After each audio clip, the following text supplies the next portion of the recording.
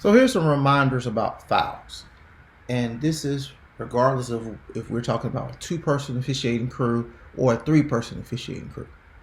Number one, when we make inaccurate foul calls, it's because one, the following has happened. We're not hustling to our correct positions.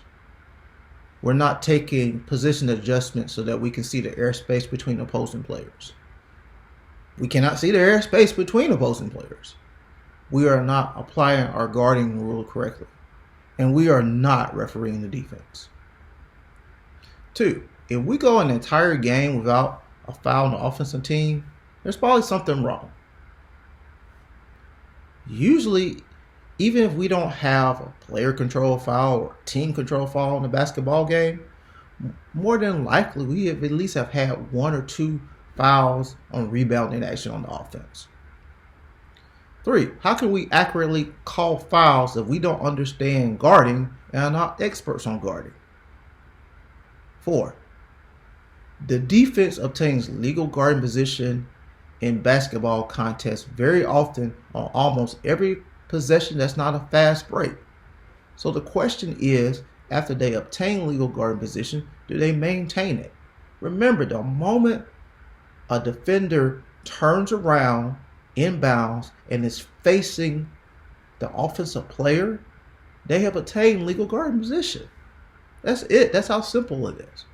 So all you have to do is ask yourself, do they maintain it? And what did they do wrong?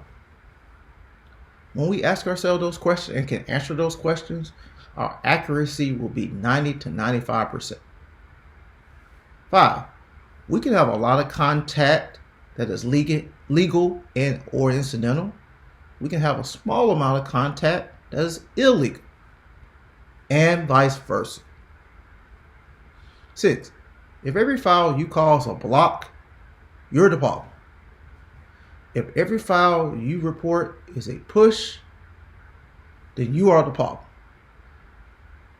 We have blocking fouls, we have pushing fouls, we have holds, we have hand checks, we have trips. We have 5 to 6 different types of fouls, at least in National Federation of High School, and several more on the collegiate and professional level.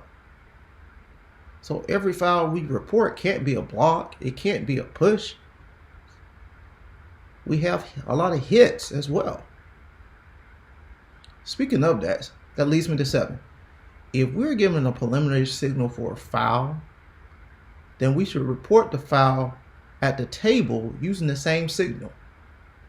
I can't have a blocking foul at the spot of the foul and then go to the table and come up with a hit.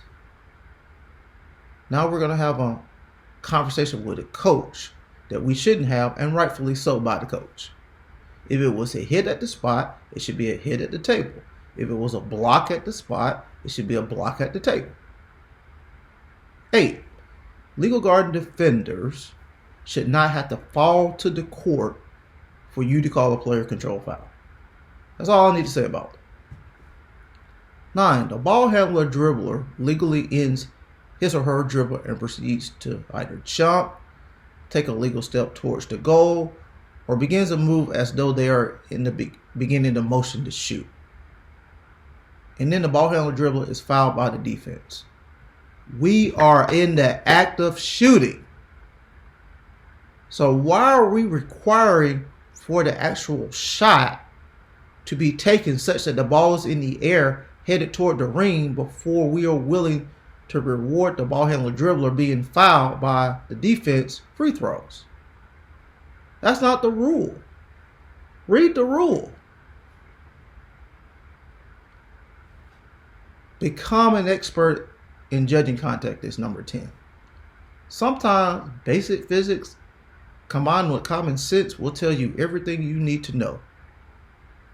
11. On block charges, we should know immediately as your partners whether you're ruling a block or a charge when you call the foul. A preliminary signal is recommended for these situations.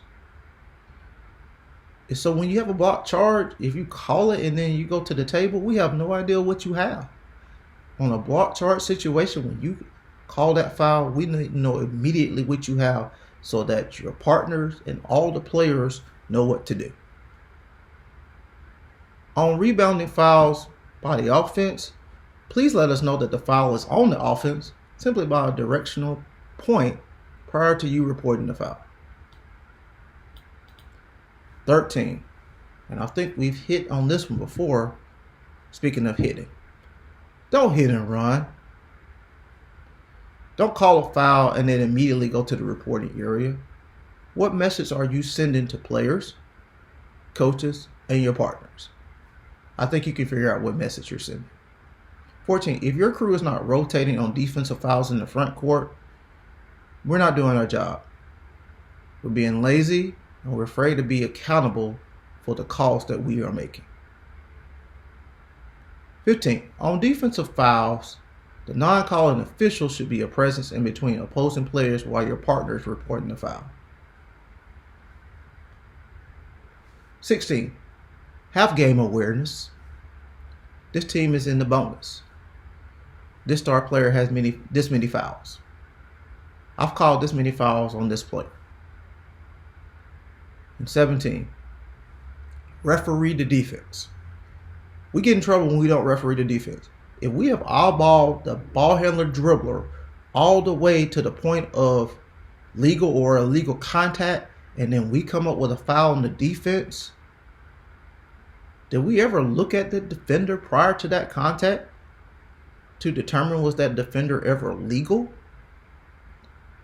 And did we ever look at the defender to determine that the contact was initiated by the offensive player as opposed to the defensive player? If we don't know any other rule, we need to know our guarding rule.